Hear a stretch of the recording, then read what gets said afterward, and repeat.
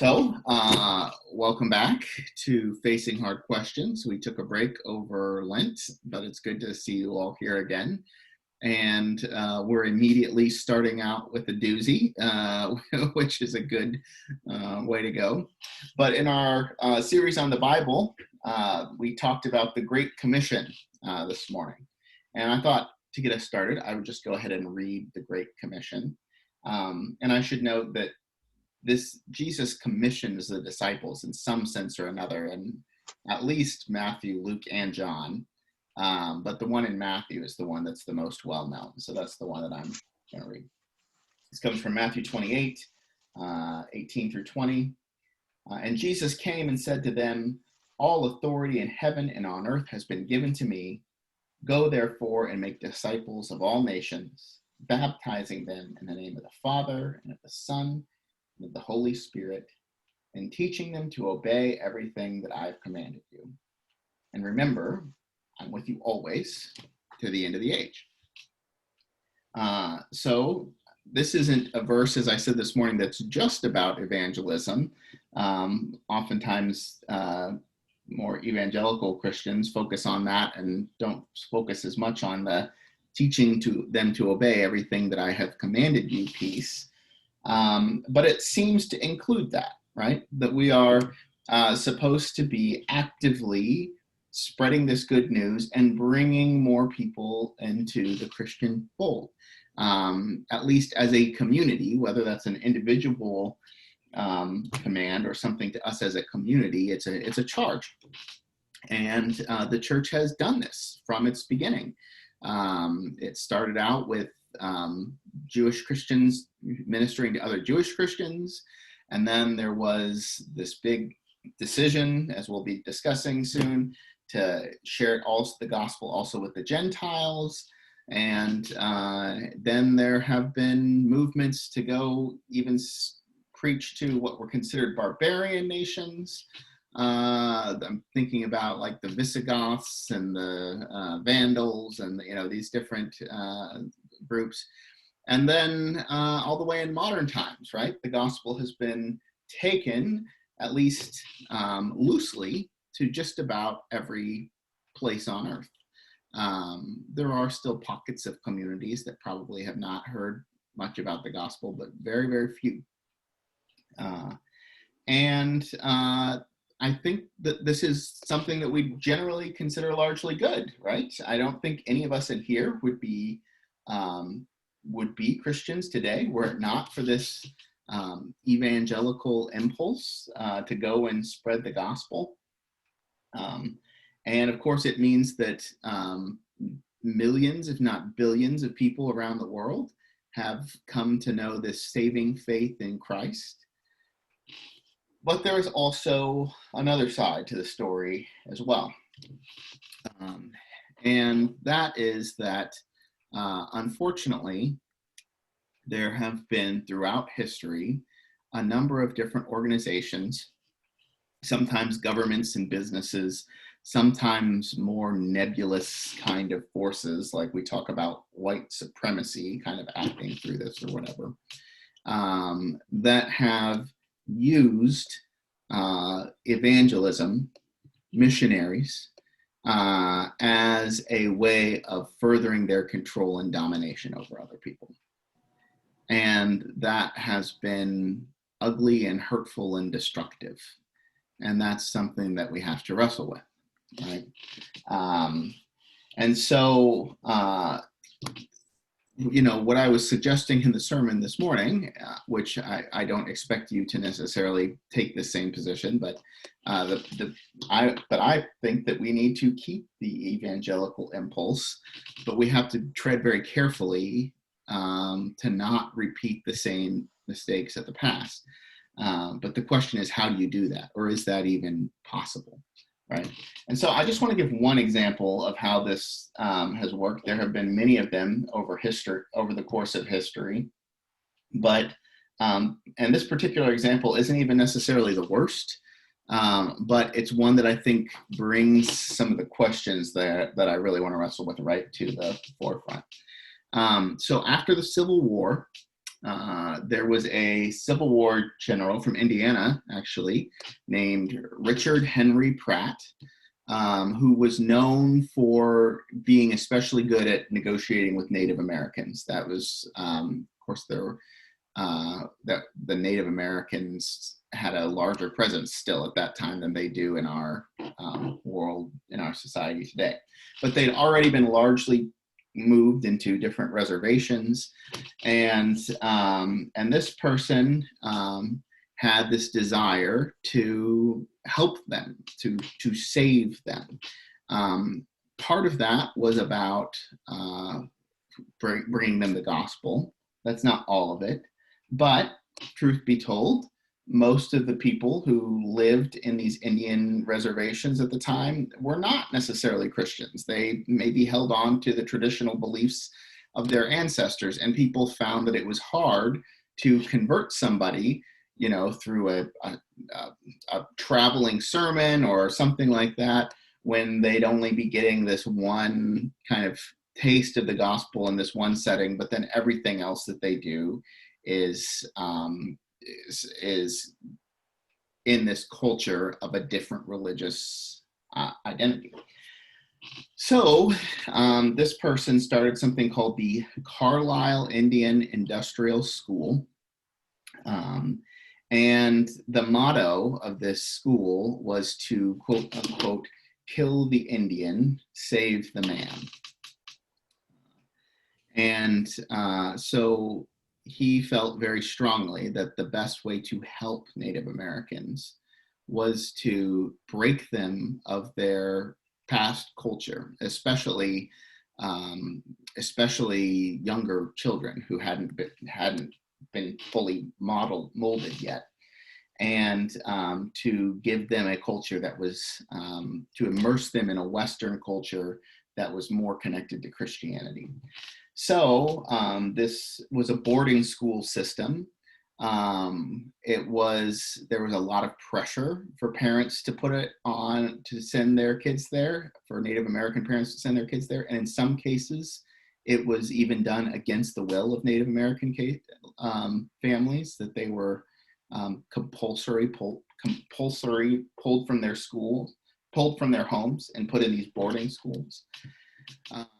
They were often intentionally mixed with kids from other tribes so that there wouldn't be this kind of ability to connect with people from your own tribe. Their hair was cut. They weren't allowed to wear their traditional clothing. They were put in uniforms.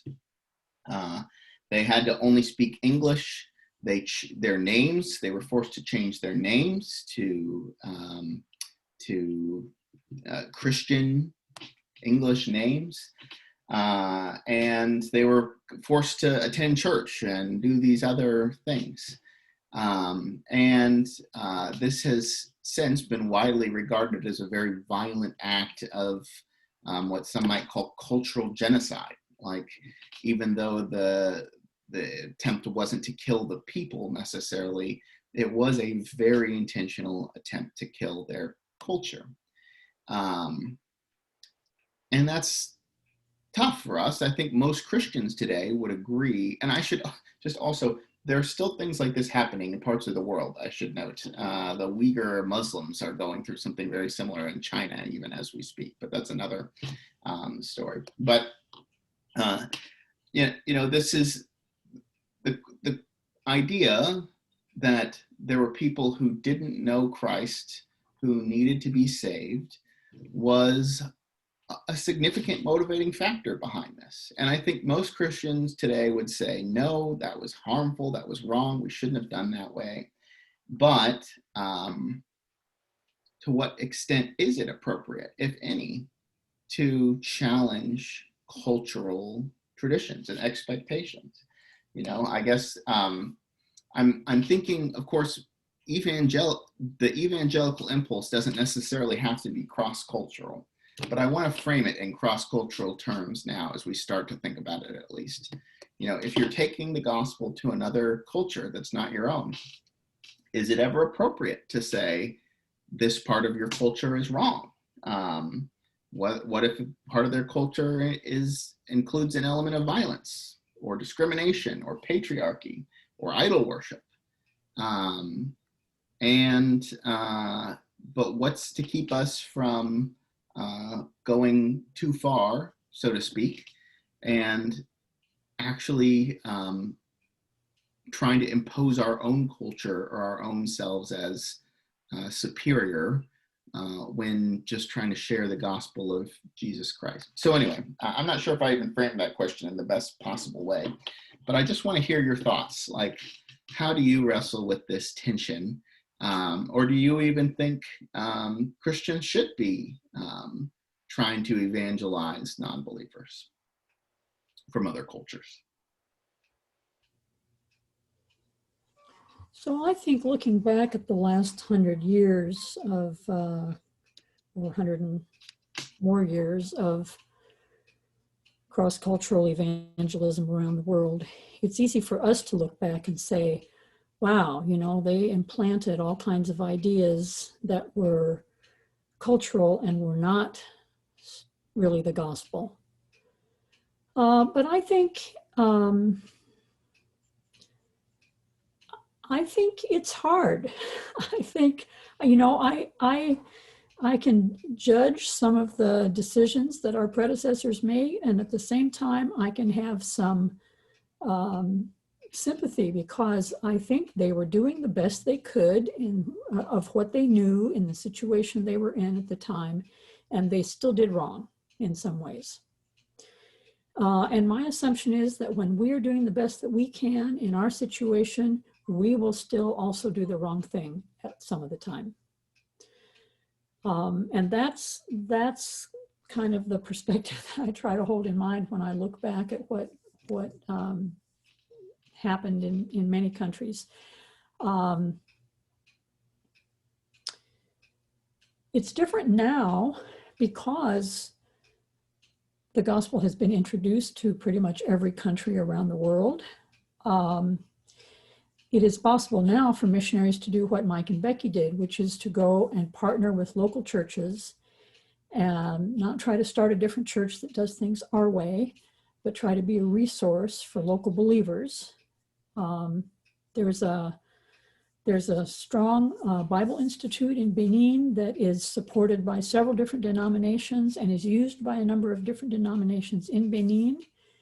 You know, that would be sort of a success story of how you try to provide resources and let the believers there figure out what God is saying about their cultural practices. But in the early days, you know, I think early missionaries saw things that were just horrifying to them. And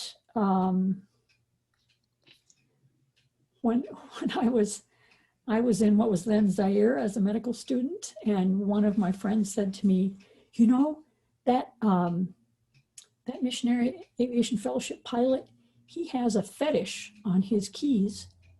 And the missionaries told us we couldn't have fetishes anymore. Well, he had a rabbit's foot on his keys. And I'm sure he didn't think of it as a fetish. I'm pretty sure he didn't even believe in it. But it looked very much like the kinds of items that missionaries had soundly condemned and that had been eliminated from at least the Mennonite communities in that area, the local communities. So it's complicated. Being consistent, trying to have the kind of insight as to what really needs to change. You know, my conviction is that Jesus judges all cultures. And in every culture, there will be things that are positive and strong and healthy. And in all cultures, there are things that are wrong. One positive story is the story that happened in Ecuador, where some missionaries were killed back in the, I don't know, 50s by a native group that hadn't had no contact really with outsiders, and that had a very strong internal culture of revenge killing. And after these 4 male missionaries were killed, some of their wives went and lived alongside this community for a long time. And through their quiet witness and being with the people. There was the whole community sort of became Christian, and this was actually, a movie was made about this many years later, and one of the people who was, it was a local person from that tribe who acted a part in the movie, and he said at the end, we had never had grandfathers before, because basically none of the young men lived long enough to see their grandchildren because there was so much killing, particularly between the men. And that now, you know, now that Jesus has come to us, we don't kill each other anymore.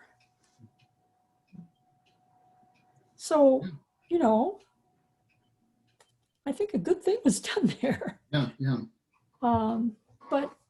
But how unable we are to see our blind spots, how easily we offend and misunderstand and misinterpret, and you know. Yeah, thank you, Martha. That was rich sharing. Anybody else? How you wrestle with these questions of what it means to how or if we should continue to evangelize or support evangelism efforts, especially cross-culturally, in light of this legacy of colonialism and harm? I was thinking, Martha, you were talking about Jim and Elizabeth Elliot, and I loved that movie too, Into the Spear. But having not grown up in church and knowing much about missionaries, one that I learned about later in life was Hudson Taylor. And I think he was equally known to go into China and to dress like the Chinese and to come alongside.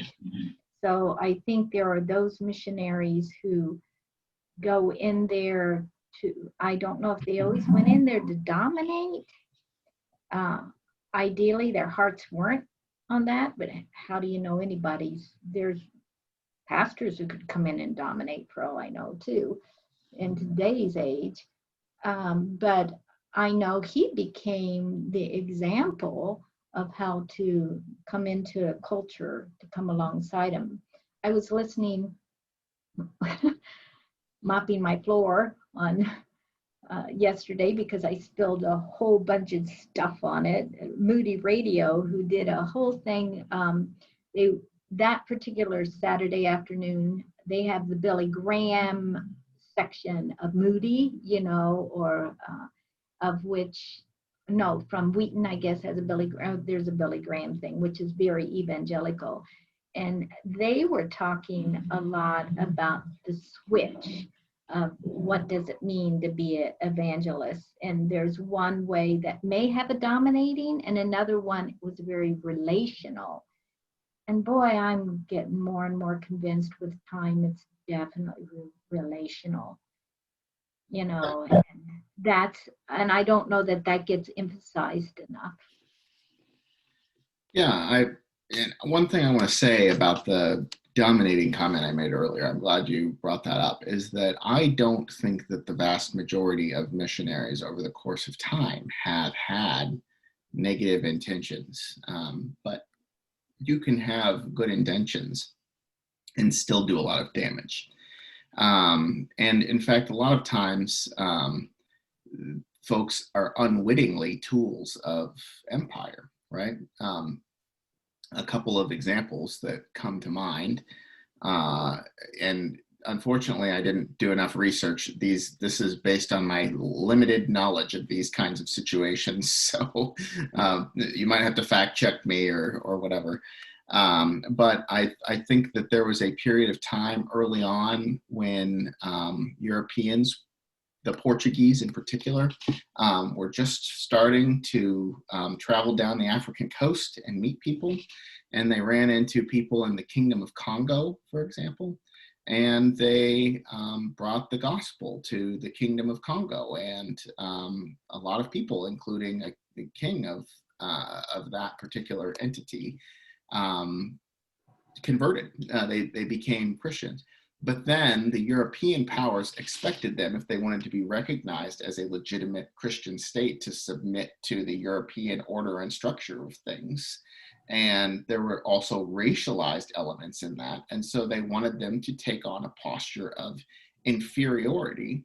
And there's even this awful moment when the King of Congo when the slave trade is picking up, and the King of Congo is pleading with the Portuguese king as a fellow Christian brother to stop it, and he won't do it, right? It's not your place.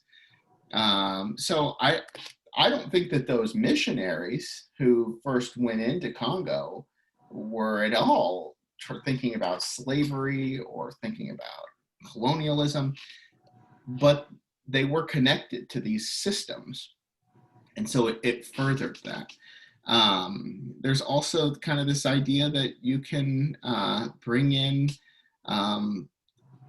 when you become Christian, you become pro-America. You become, you tend to be supportive of capitalism. You eat McDonald's. You do, and I mean, like that seems weird to us. We don't necessarily make those connections, but it doesn't seem so strange, for example, to our friends from Myanmar, right?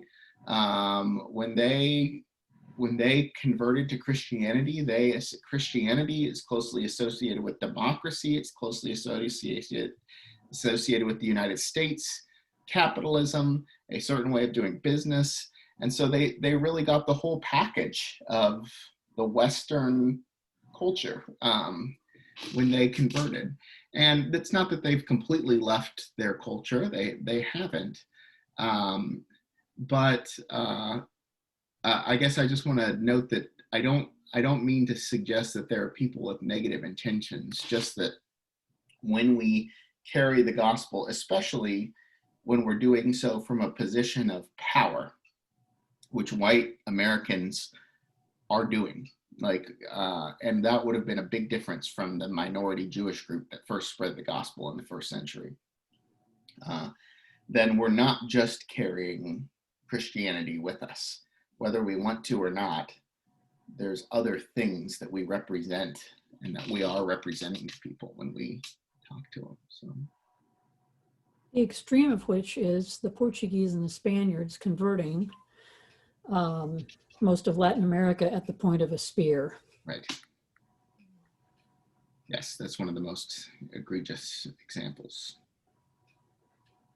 Yeah. And it's important. Go ahead.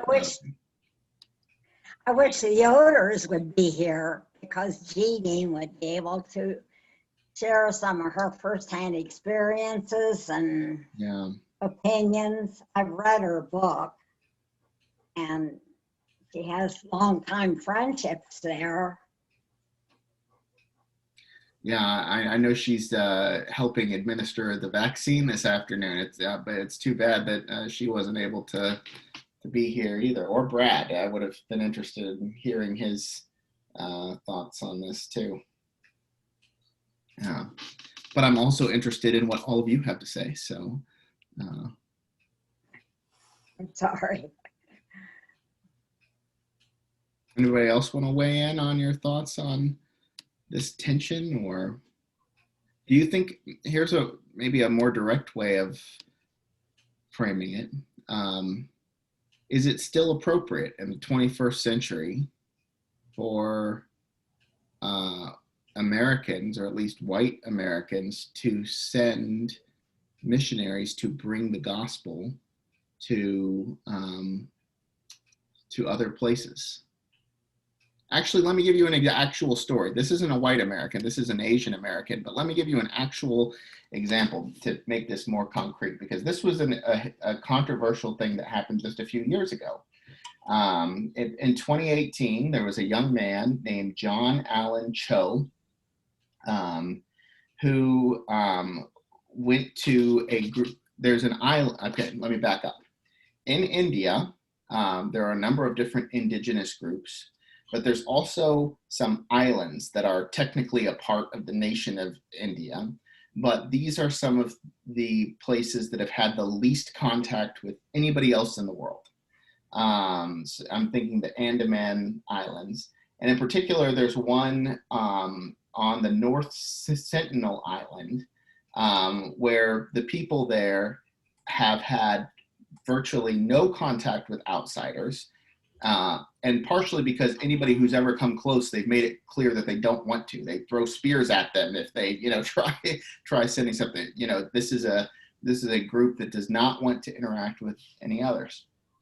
So this is considered one of the few people groups in the world left that probably have not even heard about Jesus Christ. But they have this protected status by the government of India. Like the government of India sees their culture as something important and worth preserving. There are people who have expressed seemingly that they don't want outside contact. And so it's against the law in India to try to make contact with these people, to go on their island, to go in their space. And this young man, John Allen Cho, did do just that. He went to minister to them.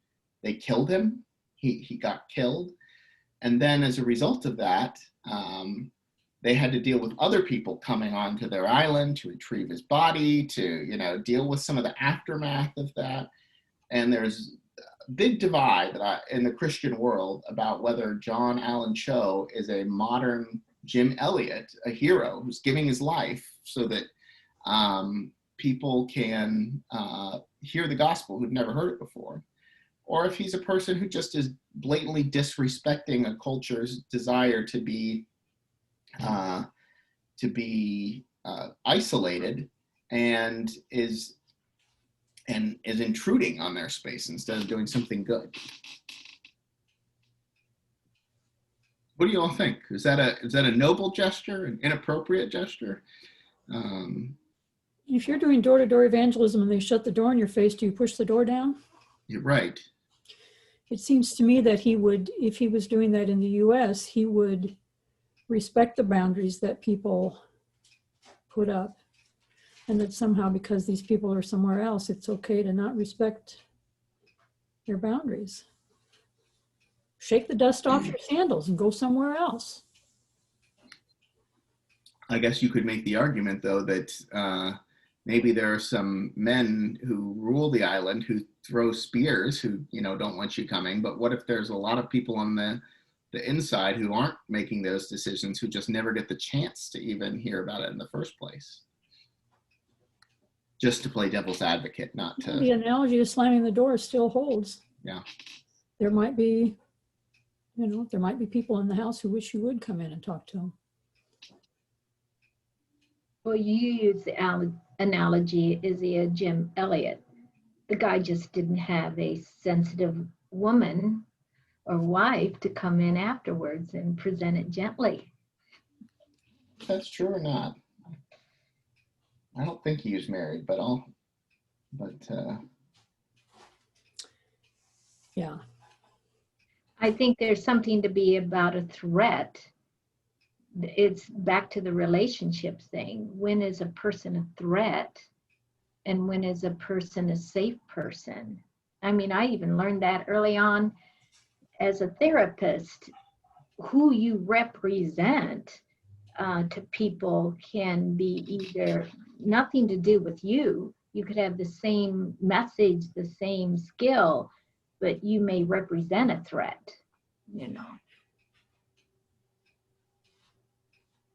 Male, female, black, white, physician, policeman, nurse,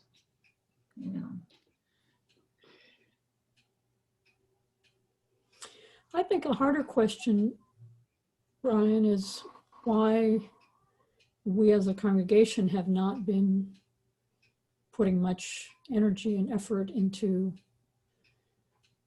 evangelism in our own location. Okay, maybe that is.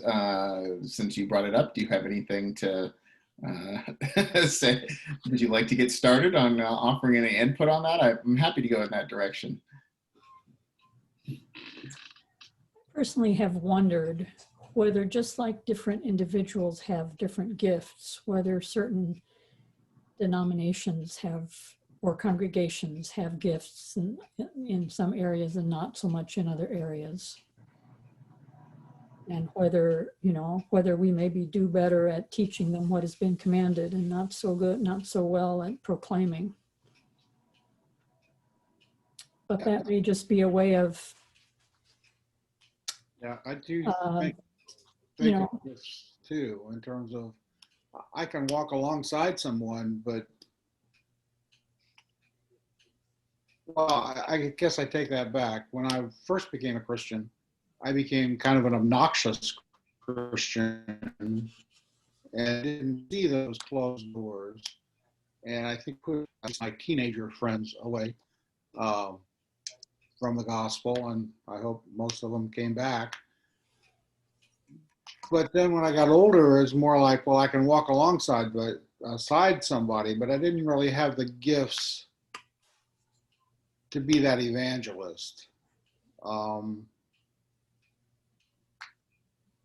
And the older I get, the more I recognize that, yeah, my gifts aren't that, just simply because of my communication problems, and some of my, I guess, developmental problems as a kid, which I didn't recognize at the time.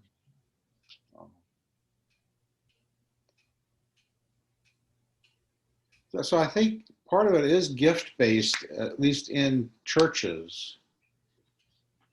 And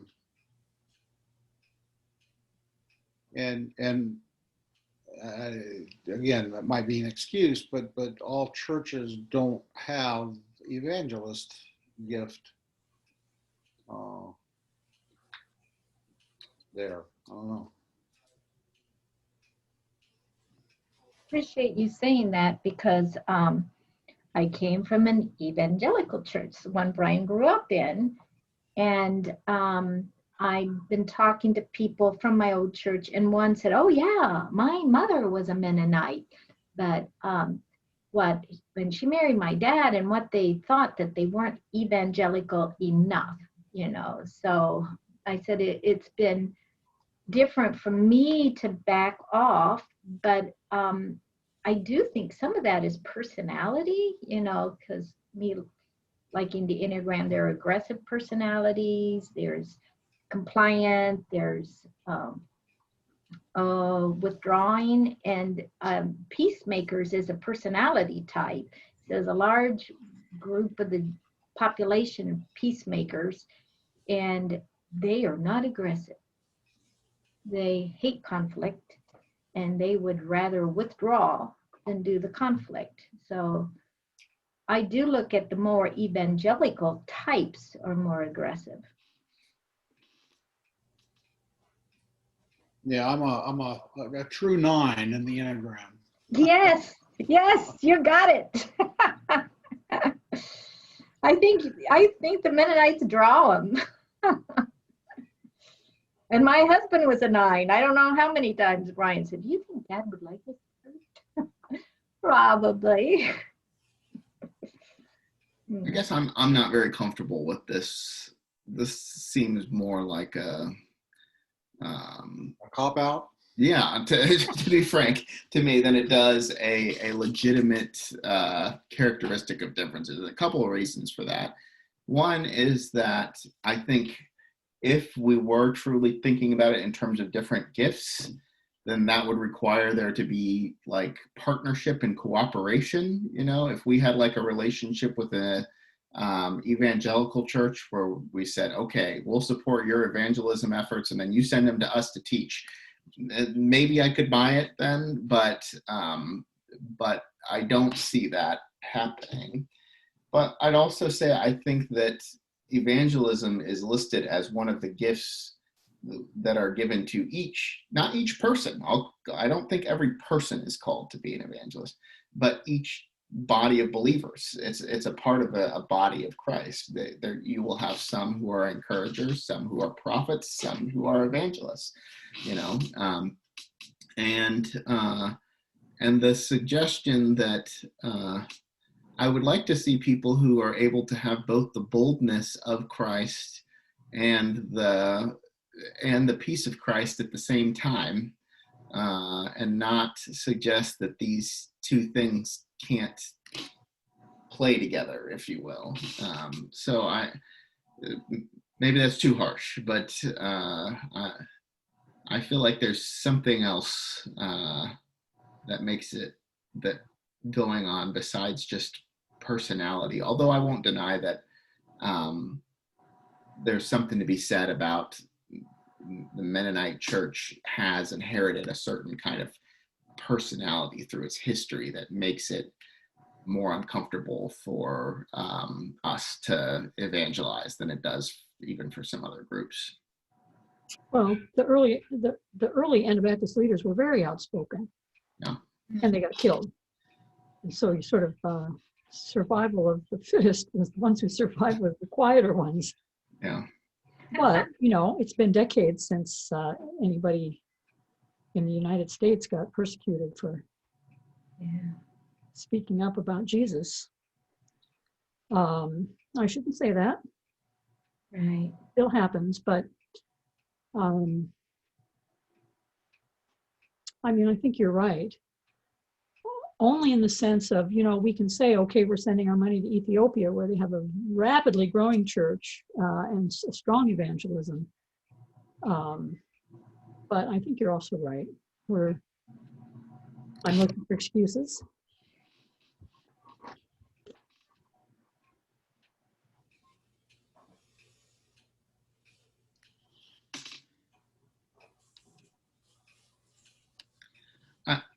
I don't know how much this plays into it, but I do think that there are these strong, people pleasing is not the right term, but these kinds of these cultural pressures, right, that you're drawn to. And so when I was a part of a more evangelical church, the one that my mom is talking about too, you know, there was this clear sense that we were a part of a counterculture. Like, we're not the norm culture. We're part of an evangelical subgroup, and part of that identity involves sharing the gospel. You know, yes, there are some people who are going to look down at you for that, and you know that, but you're a part of a community that wears that with a badge of pride, right?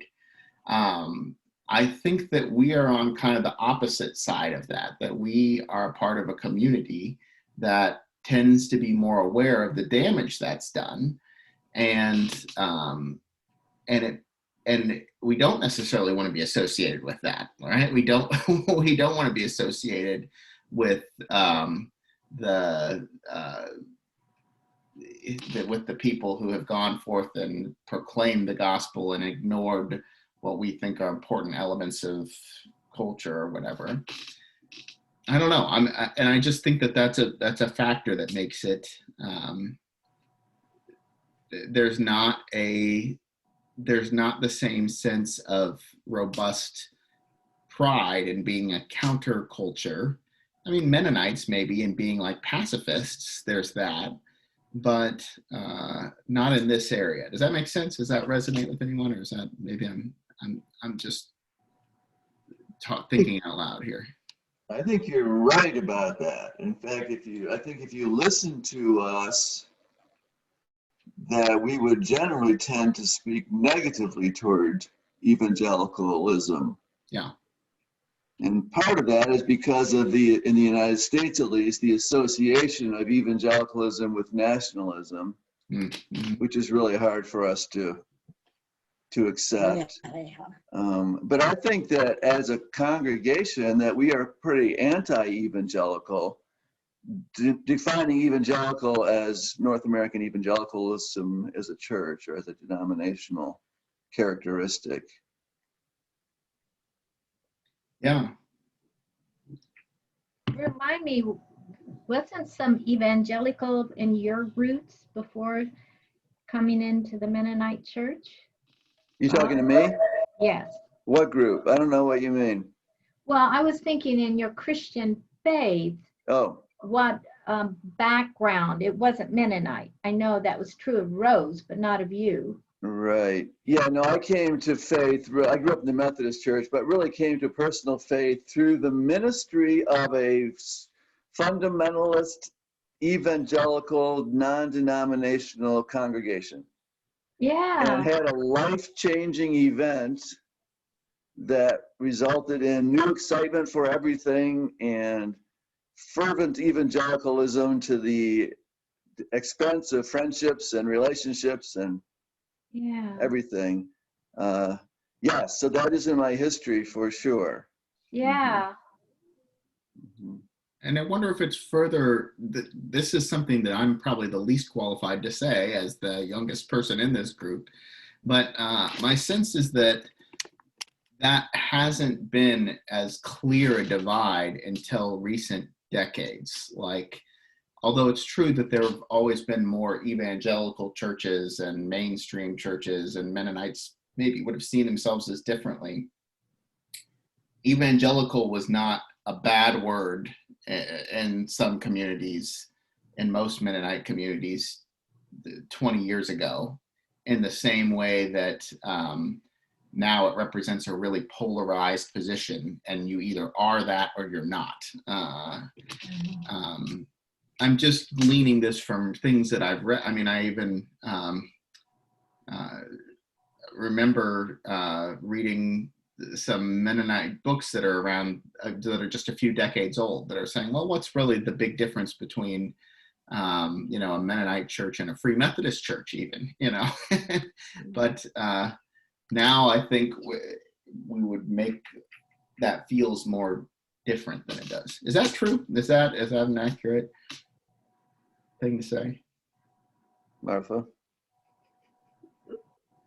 Well, I'm no church historian. I think that over the years, over the last century, for example, there's been a lot of Mennonites drinking deeply from evangelical sources of various stripes. And, you know, some years ago, when the denomination was considering whether we would join an organization called Christian Churches Together, one of the problems was that we didn't quite know where we fit in, because they had 5 branches. They had Catholic, they had Orthodox, they had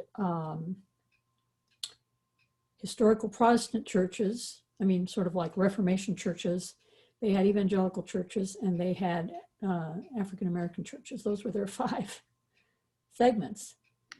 Well, do we fit in as one of the Reformation churches? Well, of course we do, because we go back to the Reformation, but we're not very much like the Lutherans or you know, the Calvinists and so forth there, who are much more wedded to the state in many countries.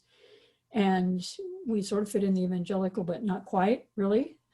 We sort of fall between two categories.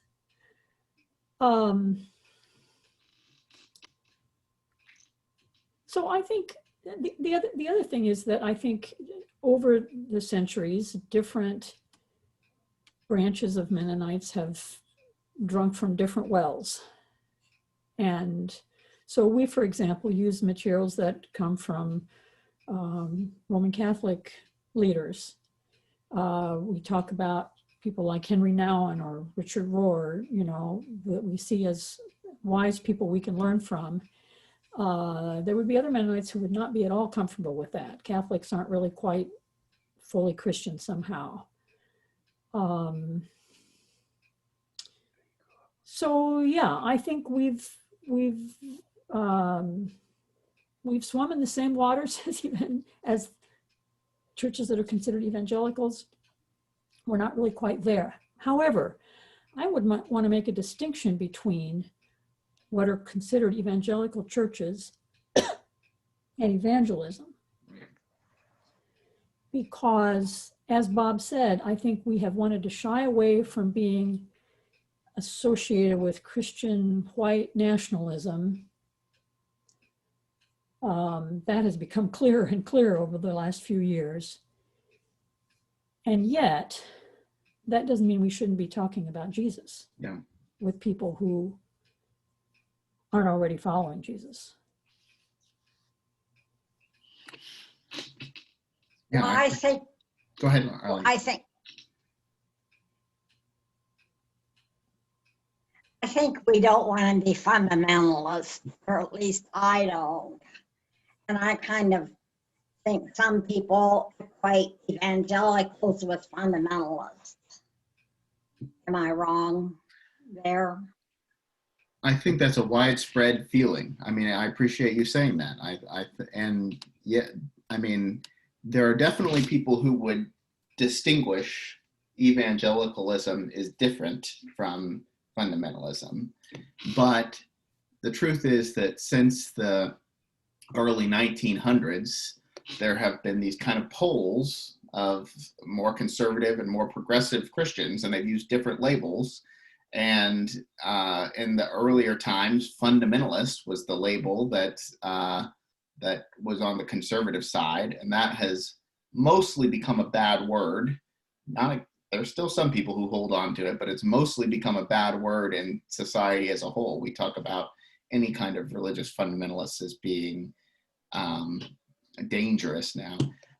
And so evangelicals are the ones who sit in that spot today. Do they hold exactly the same positions as the fundamentalists of the early 1900s? Not necessarily, but yeah, I think the association makes sense. And I do think that I get it. I don't want to be, I had a need or at least a desire to shed that kind of identity, that I was not associated with fundamentalism, with nationalism. But then it is hard. Although it doesn't, you should, in theory, be able to do that and not give up evangelism. It's hard to do the evangelism piece because it's so closely associated with all that other stuff. Or maybe it's just hard to do evangelism in general, and unless you have a culture that's really robustly pushing it, you won't do it. I think that could be true too. I also think there are plenty of Mennonites who would be fine with being called fundamentalist, as well as evangelical. Some of the congregations that have left Mennonite Church USA have joined a network called Evangelical Anabaptist Network. Mm-hmm. Mm-hmm. Yeah. Right. Yeah, and that's true. What do I mean by we? Is a good point. I mean, honestly, I think Shalom is one of the most middle ground churches left. Like we do better than the vast majority of churches of not getting too sucked into the partisan divide. But even we are not standing in the middle. Like we're on the left side of that divide. Sorry, go ahead, Mom. I just said, what do you mean by we? Because I don't know always how to define myself. Yeah, I don't know how to answer. I guess I'm making the assumption that we are a left of center church community. And maybe that's not fair. I don't know that necessarily covers every individual, but I mean, I do think that in general, it's pretty fair. I do think that even the people who are considered conservatives in our congregation would not look all that conservative in evangelical churches, So I mean, I do think that we're left of center in general. I remember thinking Go ahead, Martha. I remember thinking when I first came to Indianapolis, I started attending First Mennonite Church, that if these people were in Goshen, they'd be attending 7 different churches. So I think that has meant that, we have perhaps a broader spectrum than churches in a Mennonite center like Goshen or Harrisonburg or Lancaster would have. Forced to be with each other is what you're saying. So good for us. Thank God for that. Well, I know sometimes the extremes, I think even in mental health, we can see the extremes better, but even in my field of family therapy, what is normal family now? It keeps changing, And so what is normal in the middle Christianity? That's why, what does the norm in the middle truly look like? In packing up all my books and bringing them home, I think I had one that I forgot about, normal family processes. And I think I'm going to look that one up again. What is normal? Because it's shifted in theory, even for me in my career time. Normal is a husband and a wife and children, and the husband and wife are in charge, and the kids are the sub thing. And now everything's getting questioned.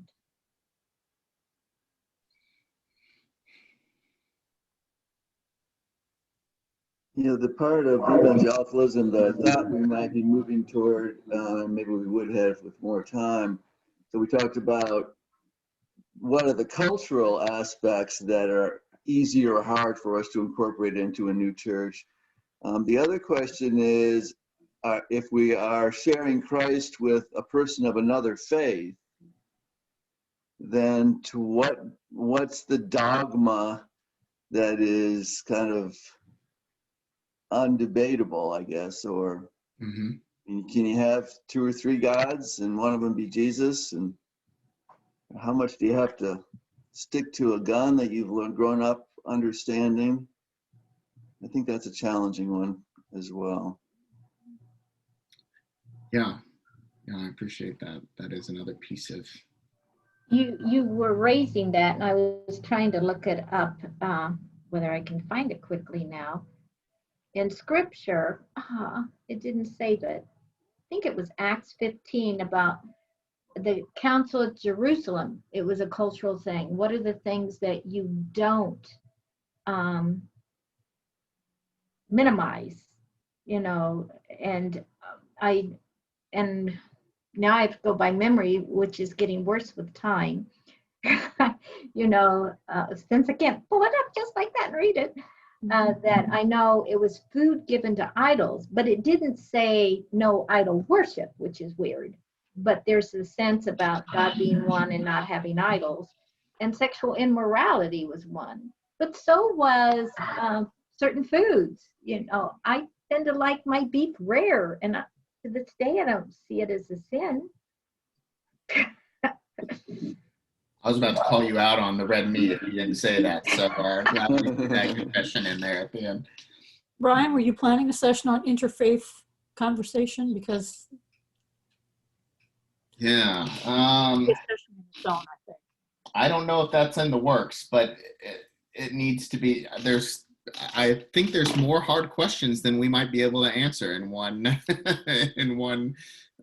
series here. But I did find it. I just don't know how to use my phone. It is Acts 15, and it was verse 20, telling them to abstain from food polluted by idols, from sexual immorality, and the meat of strangled animals, and from blood. Now, I do know the famous Indiana Jones where they're drinking blood things. It's like, oh, that's abhorrent. But I'm not sure about the meat of strangled animals. Blood sausage. A lot of people won't eat blood sausage because of that. Oh, okay. But I was thinking, my dad talking, and I saw that growing up and visiting Indiana farms, how with chickens, they would wring their necks, to get them. Yeah, isn't that strangling them? Hey, I just got an email that I looked at, you might be interested in. Pete Buttigieg to reluctant evangelicals. Maybe a vaccine is part of God's plan. Apparently, evangelicals are questioning it. Republican evangelicals. I don't know. Yeah, no, that's another one of those cultural associations that I don't necessarily want to wear, that I'm an anti-vax scene. And it is true that I think something like 1 in 4 evangelicals have said that they don't plan to get the vaccine, or some very high statistic like that. Even though Trump got his. Right, even though Trump got his. And I have to watch my attitude then. Isn't my attitude important? I probably shouldn't have read that to you.